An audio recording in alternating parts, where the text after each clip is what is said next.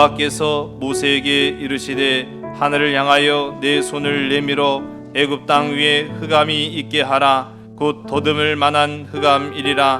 모세가 하늘을 향하여 손을 내밀매 캄캄한 흑암이 3일 동안 애굽 온 땅에 있어서 그 동안은 사람들이 서로 볼 수 없으며 자기 처소에서 일어나는 자가 없으되 온 이스라엘 자손들이 거주하는 곳에는 빛이 있었더라. 바로가 모세를 불러서 이르되 너희는 가서 여호와를 섬기되 너희의 양과 소는 머물러 두고 너희 어린 것들은 너희와 함께 갈지니라. 모세가 이르되 왕이라도 우리 하나님 여호와께 드릴 제사와 번제물을 우리에게 주어야 하겠고 우리의 가축도 우리와 함께 가고 한 마리도 남길 수 없으니 이는 우리가 그 중에서 가져다가 우리 하나님 여호와를 섬길 것임이요 또 우리가 거기에 이르기까지는 어떤 것으로 여호와를 섬길는지 알지 못함이니이다 하나 여호와께서 바로의 마음을 완악하게 하셨으므로 그들 보내기를 기뻐하지 아니하고 바로가 모세에게 이르되 너는 나를 떠나가고 스스로 삼가 다시 내 얼굴을 보지 말라. 내가 내 얼굴 보는 날에는 죽으리라. 모세가 이르되 당신이 말씀하신 대로 내가 다시는 당신의 얼굴을 보지 아니하리이다. 아멘. 여러분, 제일 어두운 색깔이 어떤 색깔이죠? 그렇죠. 깜장색이라고 하신 분들도 계신 것 같은데 그 할머니 손에 큰 손자들이 보통 학교 가면 깜장색 그러죠. 그런 애들은 또 보라색도 그냥 보라색이 아니에요. 가지색 그러죠. 예. 이 색이 뭘까 그러면은 가지색. 예. 이 색은 뭘까 그러면 깜장색. 이제 그렇게 한다고 합니다. 예. 맞아요. 가장 어두운 색깔은 우리가 잘 알고 있는 것처럼 검은색입니다. 그렇다고 한다면 제가 이제 다시 한번 질문을 드릴게요. 세상에서 제일 어두운 색깔은 어떤 색깔일까요? 방금 제가 말씀드린 제일 어두운 색깔은 검은색인데 그러면 세상에서 제일 어두운 색깔 그때는 또 까만색이에요?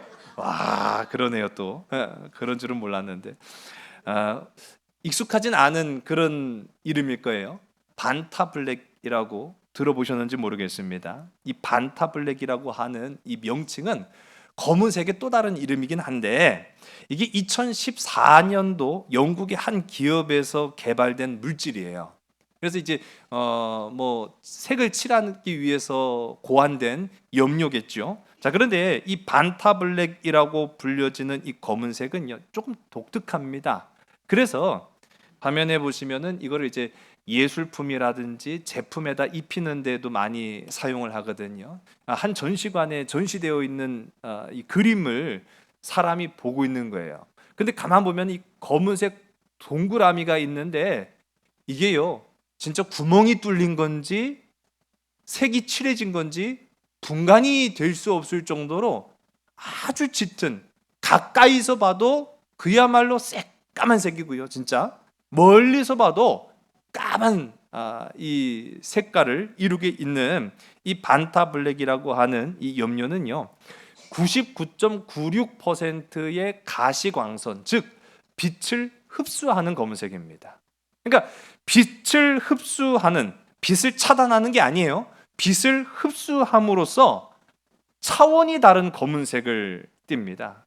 앞서 설명드린 것처럼 이게 구멍이 뚫려서 검은색으로 보이는 건지 아니면 새까맣게 칠해서 검정색으로 보이는 건지를 구별을 할 수 없을 정도로 검다라고 하는 거죠. 그러니까 검은색 중에서 가장 검다라고 보여지는 게 이제 반타블랙이라고 하는 이 색깔인데 당연히 이 그림을 보는 뭐 직접 보지는 못했습니다만 저도요.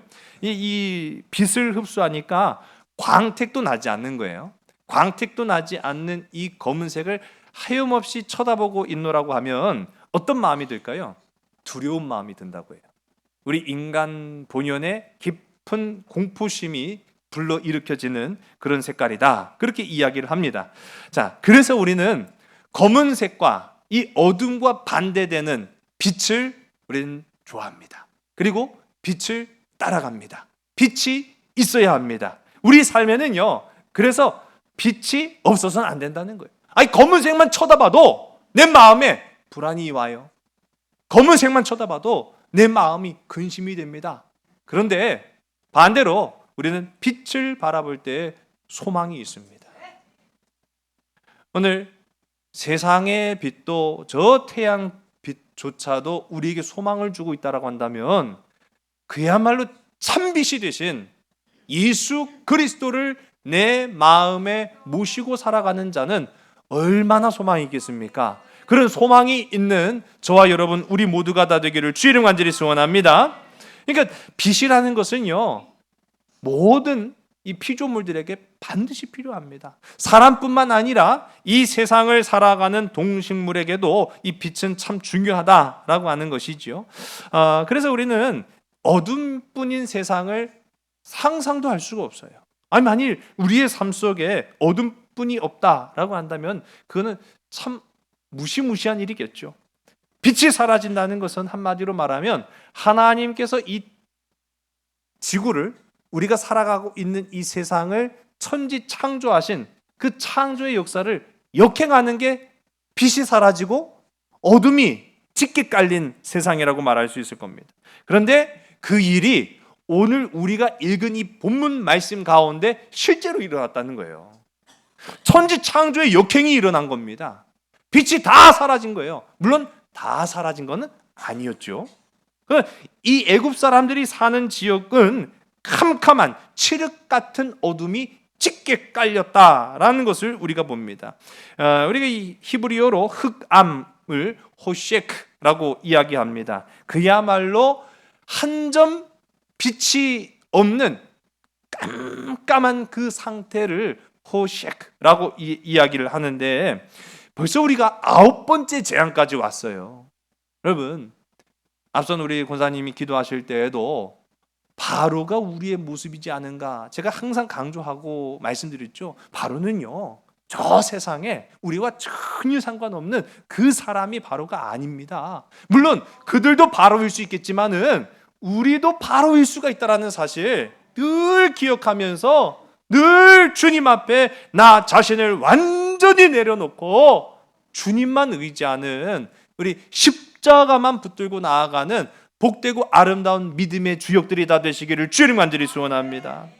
9번째까지 가면 안 된다는 거예요. 말씀을 드리는 거예요.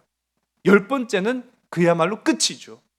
여러분, 예수 믿기가 참 이렇게 힘듭니다. 복음이 전파되기가 참 이렇게 힘듭니다. 우리가 교회라는 울타리 안에 있으면서도 하나님의 자녀로 살아가는 게 이렇게 힘듭니다. 하나님께서 경고하십니다. 내게로 돌아와라. 말씀대로 살아라. 십자가를 붙들어라. 구원의 역사를 사모해라. 그럼에도 불구하고 우리는요, 끊임없이 내팽개쳐서 십자가를 내팽개치고 세상으로 뛰쳐나가려고 그러고요, 내 욕망과 자기 자아를 위해서 하나님을 저 멀리 그냥 구석쟁이에다가 처박아 놓고요, 그러는 가운데 하나님이 나를 하나님 자녀 삼으시려고 끝까지 부르십니다. 경고를 주시기도 한다는 거예요. 여러분, 재앙은 이스라엘 백성들에게는 임하지 않았습니다. 하나님이 이스라엘 백성들에게는 구별의 역사를 통해서 보게만 하셨어요. 그러나 여러분, 그것 때문에 안심하지 마세요. 출애굽한 이후부터가 이스라엘 백성들한테는요, 날마다가 믿음의 시험장이었습니다. 지금 이 10가지 재앙은요, 사실 횟수만 놓고 보면은 딱 10개에 불과하지만 40년, 장장 40년 동안 이스라엘 백성들이 하나님을 의지한다는 백성들이 온전히 하나님 의지하지 못해서 낭망하고 쓰러지고 이리 비틀 저리 비틀 좌로 갈까 우로 갈까, 그러다가 우리가 잘 아는 것처럼 마침내는 가나안 땅에 들어간 1세대는 없었습니다. 갈렙과 여호수아를 제외한 모든 1세대들이 다 광야 땅에서 그냥 먼지와 같이 사라져 버렸잖아요. 오늘 우리도 그와 같다라는 것을 기억해야 된다는 거죠. 그러나 다만 이 10가지 재앙 이전에 하나님을 온전히 붙들고 나의 참된 생명이시고 나의 생명의 근원이시며 내 삶의 빛이 되신 주님, 나와 함께하여 주시옵소서라고 고백하는 자에게마다 구원의 문은 활짝 열려 있는 줄로 믿으신 여러분 되시기 바랍니다. 세상 근심, 걱정, 염려가 우리의 발목을 붙잡지 않는다라는 사실을 기억하는 여러분 되시기 바랍니다. 그래서 우리는요, 어둠 있지요. 분명히 있습니다. 빛을 뺐다고 해서 어둠이 있는 게 아니에요. 오늘 성경 말씀 우리가 함께 좀 보겠습니다만은 어둠이 임한 겁니다. 어둠이 칠해진 거예요. 우리는요, 어둠을 칠할 수도 있지만 반대로 빛을 사모할 수 있습니다. 어둠이 없기 위해서는요, 빛을 내 삶 속에 모시는 것밖에 없다라는 것을 우리가 발견하는 거예요. 여러분, 그런 참된 빛을 내 안에 모시고 살아가는 복된 저와 여러분 되기를 주의 이름으로 간절히 소원합니다. 재앙의 강도는요, 이제 점점 강해지는 걸 봅니다. 그런데 오늘 말씀 가운데 임하는 이 어둠이 임하는, 흑암이 임하는 이 재앙은 사실 우리가 좀 가늠하기 좀 어려운 게, 이게 무슨 물적 피해를 주는 것도 아니고 또 인명 피해를 주는 것도 아니고, 참 이게 뭔 재앙인가라는 생각을 갖게 돼요. 자, 그래서 우리가 한번 잠깐만 우리 지난 시간의 재앙들을 간략하게만 살펴보면은, 강에서 시작합니다. 그리고 육지로 올라가지요. 집에 재앙이 임하기도 하고, 가축, 그리고 사람에게까지 그 재앙이 닿게 돼요. 그런 이후에 사람의 몸을 상하게 합니다. 자, 강도가 점점 강해졌어요? 약해졌어요? 강해졌죠. 우리의 삶에 와닿기 시작합니까? 아니면 내 삶과는 아무런 상관이 없으니까 난 상관없어, 그렇게 마음이 드십니까? 우리의 삶과 상관이 있죠. 자, 그렇다고 한다면 제가 물음표를 던졌습니다만은, 사람에서 사람의 몸으로, 그리고 난 다음엔 사람의 어디로까지 갈까요? 자, 이걸 이제 오늘 우리가 한번 좀 살펴보려고 하는 거예요. 자, 이 물음표를 우리가 기억한다면은 흑암이 얼마나 무섭고 두려운 것인가라는 것을 이제 알게 되는 거죠. 자, 9번째 재앙, 흑암이 이제 임합니다. 근데 이 흑암이 애굽 땅 전역에 임하였지만은 앞서 말씀드린 것처럼 구별이 됐다라는 거예요. 애굽이 살아가는 사람들과 이스라엘 사람들이 살아가는 이 고센 땅을 구별하십니다. 또 이 흑암이 임하는 9번째 재앙을 가만히 살펴보면은, 이것은 하나님께서 애굽의 최고 신이 있어요. 애굽의 최고 신은 어떤 신일까요? 태양신. 그렇습니다. 태양신이에요. 애굽 사람들은요, 태양을 섬깁니다. 그걸 이제 뭐 그렇게 이제 표현을 하기도 하는데요. 어쨌든 태양신이 애굽의 최고 신인데, 이 라가 애굽의 최고의 신일 수밖에 없는 까닭은 바로 빛을 비춰주기 때문인 거예요. 그러면 구약 성경에 고대 근동 다른 이스라엘을 제외한 다른 민족이 바알을 섬깁니다. 근데 이 바알을 섬기는 까닭이 있어요. 그냥 막연히 그냥 바알 하는 게 아니에요. 바알을 섬기는 이유가 있습니다. 이제 농경 사회로 넘어가는데, 농경 사회로 넘어가면은 제일 중요한 것이 이제 비 잘 내리고 햇빛 잘 비치고, 그런 이제 자연 조건들이 농사를 짓는데 가장 중요한 부분을 차지하거든요. 근데 이 바알 신은 바로 이 환경, 조건을 주관하는 신입니다. 그래서 한 손에는 번개를 쥐고 있어요. 우리가 이제 그리스 로마 신화 같은 데 보면은 이 제우스라는 신이 번개 신이죠. 그 또한 마찬가지예요. 제우스도 농사의 신이기 때문입니다. 그러니까 번개가 때리면 비가 내리는 거예요. 비가 내리면 땅이 옥토와 같이 되는 거죠. 그럼 옥토와 같은 땅에는 뭘 갖다 심어도 잘 나는 거예요. 그러니 당연히 우리를 풍족하고 부유하게 해주는 신을 최고로 섬기는 거죠. 그래서 바알을 섬기는 까닭은 바로 거기에 있습니다. 그런데 애굽에서는 물은 늘 흘러와요. 이 나일강을 통해서 물은 늘 공급이 되어 왔습니다. 중요한 것은 햇빛이 언제 많이 조금 비추느냐, 그것이 굉장히 중요한 부분이었거든요. 그래서 이 햇빛, 즉 태양을 섬기는 이 신앙으로 발전해 갑니다. 태양신이 애굽을 다스리는 거예요. 여러분, 이거 잘 기억하시기 바랍니다. 빛이, 즉 애굽을 통치하는 거죠. 그리고 빛의 신인 라의 아들 바로죠. 바로가 신을 대신해서 애굽을 통치합니다. 그러니까 권세자의 능력은 그 빛에서 왔다라고 믿고 있는 거예요. 그런데 이제 그 빛을 주관하는 애굽에 짙은 흑암이 깔리기 시작합니다. 그러면 이 흑암을 이길 방법은 제가 앞서도 말씀드렸어요. 이 어둠을 이길 유일한 방법은 뭐밖에 없다? 그렇죠. 빛이 임하면 되는 거예요. 그러면 애굽의 신이 태양신이면 이 흑암이 임하였을 때 바로든지 제사장이든지 누구한테 구하면 돼요? 자기들이 믿는 신 태양신한테 구하면 돼요. 빛을 주시옵소서 라고 했을 거 아니에요. 그런데 감감무소식인 거죠.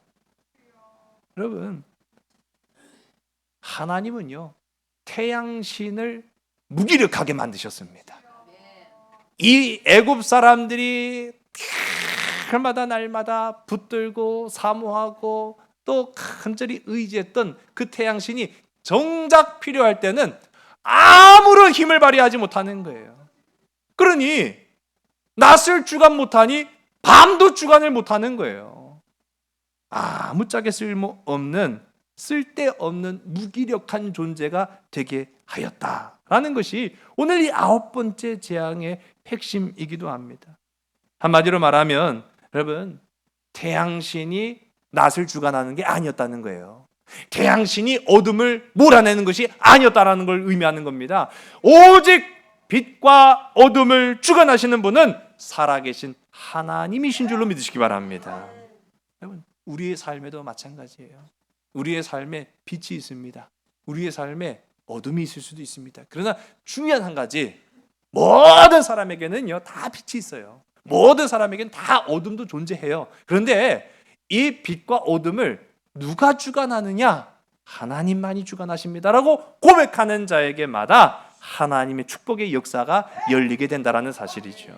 오늘 우리가 함께 읽은 본문 말씀 21절서부터 23절의 말씀을 읽습니다. 시작. 여호와께서 모세에게 이르시되 하늘을 향하여 내 손을 내밀어 애굽 땅 위에 흑암이 있게 하라. 곧 더듬을 만한 흑암이리라. 모세가 하늘을 향하여 손을 내밀매 캄캄한 흑암이 3일 동안 애굽 온 땅에 있어서 그 동안은 사람들이 서로 볼 수 없으며 자기 처소에서 일어나는 자가 없으되 온 이스라엘 자손들이 거주하는 곳에는 빛이 있었더라. 아멘. 어떤 학자들은 이 3일 동안 빛이 사라지고 흑암이 가득한 현상을 계절풍에 의한 모래폭풍, 캄신이라고 부르는 게 있어요. 이렇게 이야기를 하기도 합니다. 그러나 이것은 두 가지 이유에서 맞지 않아요. 첫 번째로는 이 모래폭풍, 화면에 보시면 이게 모래폭풍인데요. 우리나라에는 없죠. 당연히 있을 수가 없어요. 이게 사막이 있는 지역에서만 가능합니다. 중동 지역이라든지 또는 중국이라든지 그런 이제 사막을 끼고 있는 곳에서만 이 모래폭풍 또는 이제 미국에서도 일어난다고 해요. 자, 그런데 이런 사막에서 계절풍에 의해서 아주 수없이 많은 모래들이 그냥 일시에 불어닥쳐서 빛을 다 가려버리는 거예요. 그러면은 한낮임에도 불구하고 캄캄한 밤처럼 되는 그런 자연적인 현상인데 왜 이게 아니냐라고 했을 때 이게 때로는 이 성경의 역사를 자꾸만 자연적인 현상으로 몰아가는 사람들이 있어요. 저는 그거는 성경적이라고 보지 않습니다. 우리가 자꾸 그거를 사람의 이해에 끼워 맞추려고 하는데 그건 결코 과학적이지도 성경적이지도 않아요. 우리는 성경을 성경대로 봐야 돼요. 근데 이 캄신이라고 보지 않는 첫 번째 이유는 만일 이것이 자연적 현상이라고 한다면 바로가 두려워할 이유가 있겠습니까? 당연히 없죠. 왜? 이런 현상은 이따금씩 일어나기 때문인 거예요. 당연히 일어나는 거기 때문인 거예요. 그런 것 때문에 이거는 하나님이 우리를 재앙하시려고 내리신 벌이야. 그렇게 생각하는 사람은 아마 없겠죠. 두 번째 이유는 우리 오늘 함께 읽은 본문 가운데도 나왔지만은 애굽 땅에는 더듬을 만한 어둠이 임했다고 했어요. 한 치 앞도 보이지 않는다고 했어요. 마주 앉은 사람의 얼굴도 보이지 않는다고 그랬어요. 그런데 유일하게 어디는 보였죠? 그렇죠. 이스라엘이 아니죠. 그렇죠. 이스라엘이 머무는 땅 고센이라는 곳에는 빛이 임했어요. 그래 이상한 거예요. 무슨 칼로 무자르듯이 딱 여기는 있고 여기는 없고 그런 현상이 이 감신이라고 하는 모래폭풍 현상에서는 나타날 수가 없다라는 것입니다. 그런 이유에서 우리가 이걸 과학적인 측면으로 보는 것이 아니라 하나님의 역사였다라고 보는 것이 더 정확합니다. 자, 그리고 우리 어쨌든 간에 이 재앙을 좀 살펴보면은 흑암이 임합니다. 어둠이 임하였습니다. 여러분 어떤 상태를 나타내는 걸까요? 이 흑암이 임했다라고 하는 것은 그렇죠. 정지되죠. 공포심이 듭니다. 이런 모든 현상들을 일컬어서 죽음이라고 말하죠. 그럼 죽었습니까? 안 죽었죠. 죽지는 않았지만 죽음을 체험하는 기간이 된 겁니다. 아, 죽는다라는 것은 이러한 느낌일 것이다 라는 생각을 갖게 만드는 거죠. 우리가 이제 뭐 임사 체험 뭐 그런 얘기들을 뭐 가끔 합니다. 뭐 죽음을 미리 체험한다. 뭐 관에 들어가서 이제 내가 죽으면 어떻게 죽을런지 그렇게 뭐 생각한다. 뭐 그런 얘기들을 해요. 뭐 물론 그것이 뭐 맞다 틀리다 그거를 떠나서 어쨌든 간에 이 흑암이 3일 동안 임한 이 재앙의 기간 동안 앞서 말씀드린 대로 세상은 캄캄해졌고요. 그러다 보니까 오늘 우리가 함께 읽은 본문 말씀에서처럼 자기 처소에서 나갈 엄두를 못 내는 거예요. 너무너무 깜깜하니까요. 사람이 보이지도 않습니다. 식별할 수가 없습니다. 그러니까 당연히 온 도시가 정막에 휩싸여 있는 거예요. 제가 처음 이제 목회를 나갔을 때 뭐 아무것도 모르는 상태에서 일단 이제 시작을 했는데 뭐 가지도구도 별로 없었어요. 근데 참 이거 누굴 뭐라고 하면 안 되는데 전임 목사님이 다 가져가 버리신 거예요. 뭐 인터넷이고 선이고 뭐고 할 것 없이 다 가져가 버리셨더라고요. 그래가지고 TV도 없었고 라디오도 없고 인터넷도 없고 저녁 되면은 해 떨어지면 그냥 잤어요. 그런데 또 그 지역 자체가 이렇게 약간 움푹 들어간 지역이다 보니까 사람의 왕래도 없고 밤 되면 빛도 없어요. 깜깜한데 진짜 그야말로 개미 새끼 한 마리 지나가지도 않고 새 한 마리 우는 소리가 없으니까 그거 되게 무섭대요. 그래갖고 저희 집사람하고 밤에 깜깜해지면은 그냥 불 끄고 잤어요. 할 게 없으니까 무섭고 괜히 밤 새워봐야 괜히 무섭기만 하지 뭐 할 게 없더라고요. 여러분 그래도 뭐 빛은 있었거든요. 생각해보세요. 이 칠흑 같은 어둠이 3일 동안 내리는데 사람들은요 이제 더 이상 거리를 다닐 수도 없습니다. 유령 도시처럼 된 거예요. 아, 죽음이라는 것은 바로 이런 것이 아닐까라는 이제 생각을 갖게 되는 것이죠. 여러분 우리도 마찬가지입니다. 마음의 어둠이 임하면 우리의 삶은요 그야말로 죽음이 됩니다. 우리의 마음 속에 우리의 삶 속에 어둠이 흑암이 임하게 되면 우리는요 꼼짝할 수 없는 정지 상태가 됩니다. 한마디로 말하면 살았지만 죽은 것이 됩니다. 그래서 우리가 다시 한번 생각해 보는 거예요. 이 흑암의 재앙은 바꿔 말하면 우리는 흑암을 따를 것이 아니라 빛을 따라가는 사람들이 되어야 된다는 것을 다시 한번 강하게 생각하는 거예요. 여러분 빛 대신 주님을 모신 삶에 참된 생명이 있음을 기억하는 여러분 되시기 바랍니다. 애굽, 더 정확하게 말하면 바로는 지금 이 흑암 가운데 아무것도 할 수 없는 이 심연의 어둠 속에 공포심을 느꼈을 거예요. 뭐 겉으로는 드러내지 않았을지라도 바로라고 뭐 별 수 있겠습니까? 아무것도 할 수 없는데요. 나라가 정지가 돼버렸어요. 국가 운영이 안 돼요.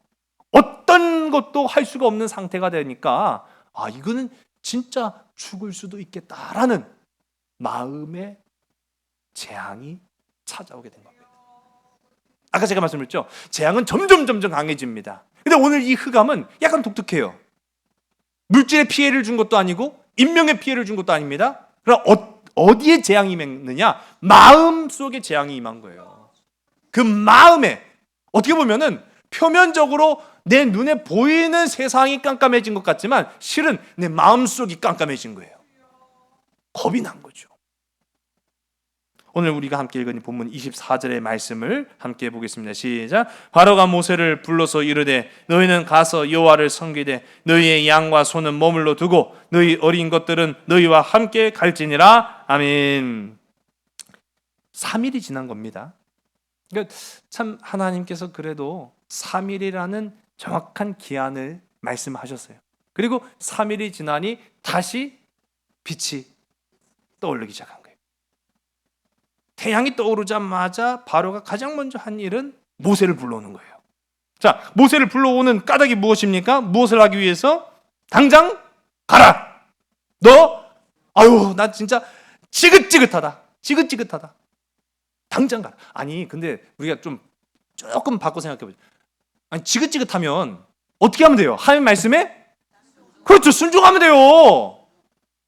아주 쉬운 답을 코앞에 놓고도 지금 바로가 그 답을 찾지 못하는 까닭이 뭡니까? 자기의 욕망과 욕심이 이해 타산을 자꾸 꼬이게 만든 거예요.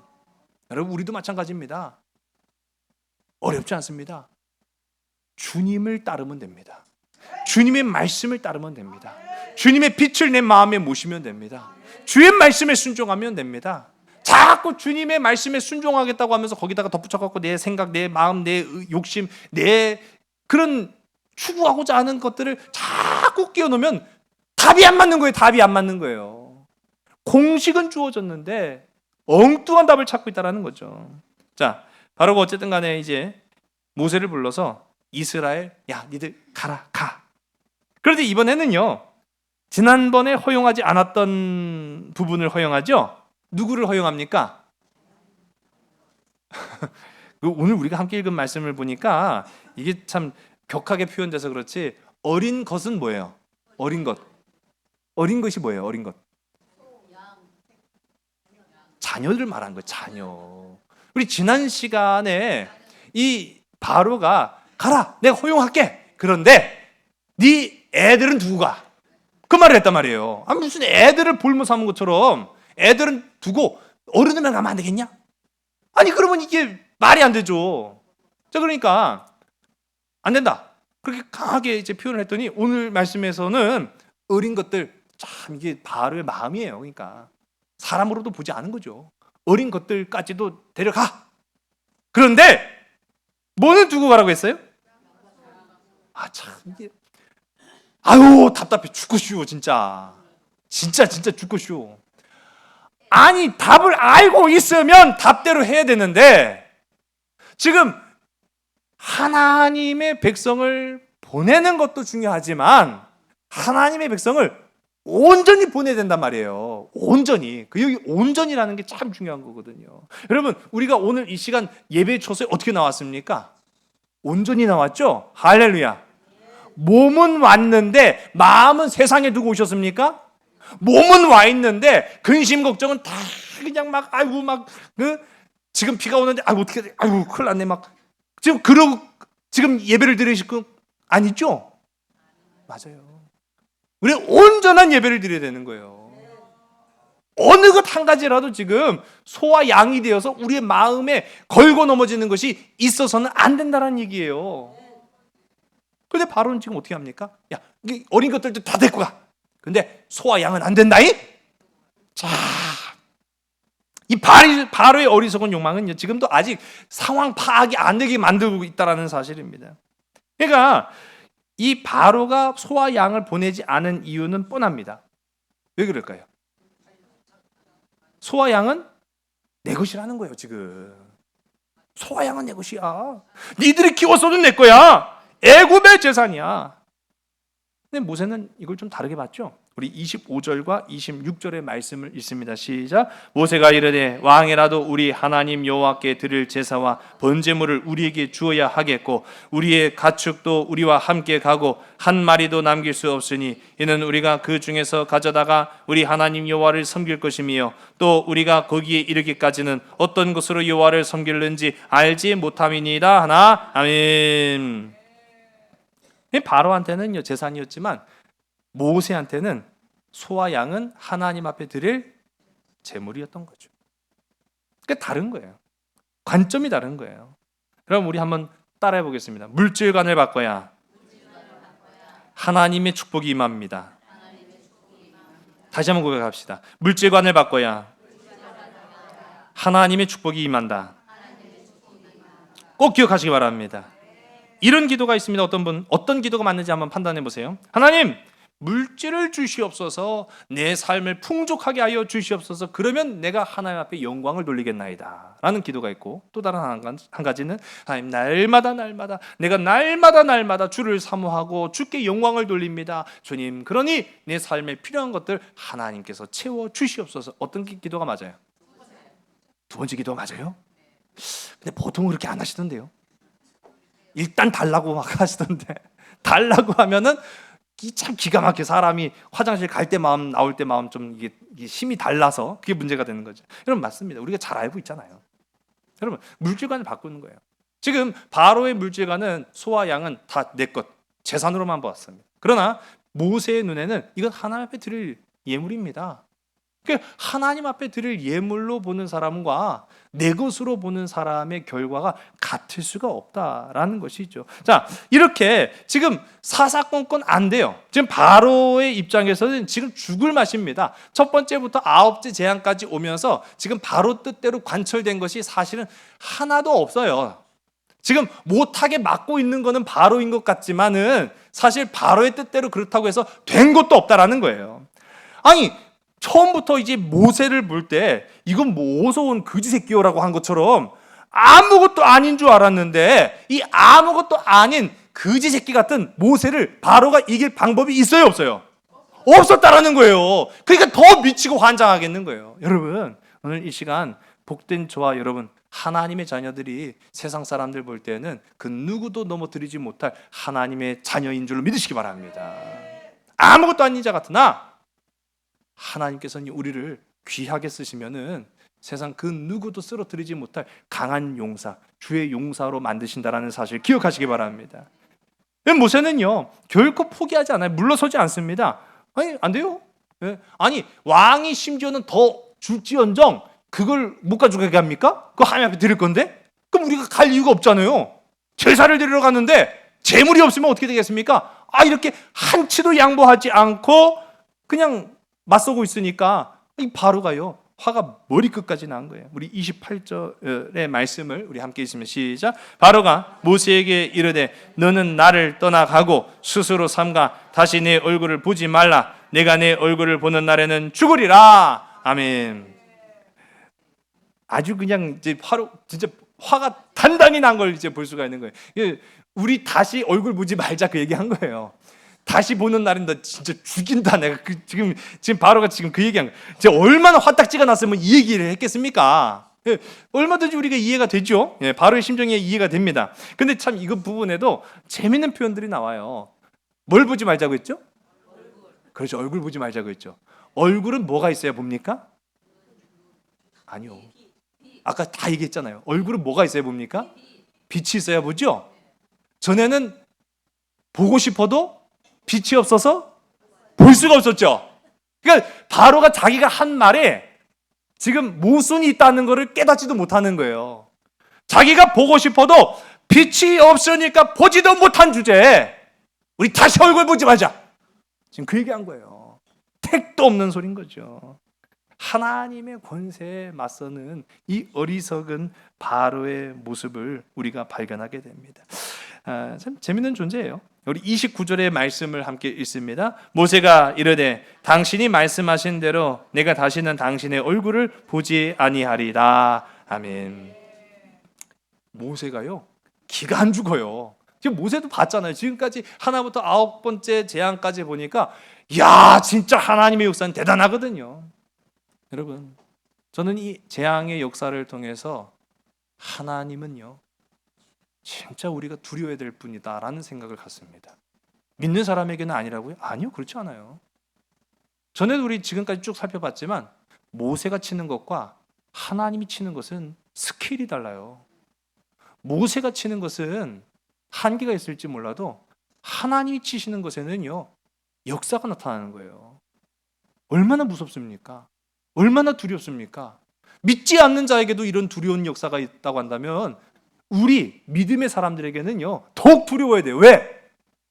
잘 믿다가 삐끗 어긋나면 안 돼요. 지금 그걸 우리가 봐야죠. 이런 경고를 우리가 보는 겁니다.